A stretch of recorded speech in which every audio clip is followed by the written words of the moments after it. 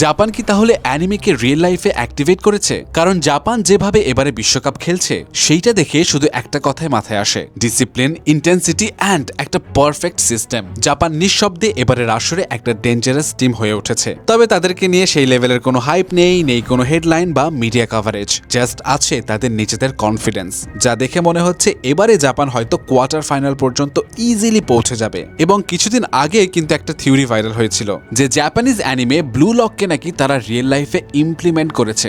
Obviously anime কোনো reality নয়, but then again আপনি যদি তাদের খেলার ধরন লক্ষ্য করেন তাহলে pressing, intensity, position, team chemistry একদম সেম ফিলিং দেবে। প্রতিটি প্লেয়ার সিস্টেমের মধ্যেই খেলে অ্যান্ড সবাই ঠিকভাবে নিজেদের রেসপন্সিবিলিটি পালন করে। আর সেই জন্যই হয়তো জাপান এখন এতটা পাওয়ারফুল হয়েছে, যা তাদের এবারে আরো স্পেশাল করে তুলেছে। এছাড়া যদি ব্রাজিল সি গ্রুপে চ্যাম্পিয়ন হয় আর এফ গ্রুপে যদি জাপান রানার্স আপ হয়, তাহলে কিন্তু এই দুই দলের মাঝে মুখোমুখি হওয়ার ঘোর সম্ভাবনা আছে। বাট হয়তো এবারে তারা অনেক দূর না পৌঁছালেও 2030 বিশ্বকাপে জাপান শুধু একটা ডার্ক হর্স থাকবে না, হবে world cup winning strong and furious team. Japan নিয়ে আপনাদের কি ভাবনা অবশ্যই জানাবেন কিন্তু।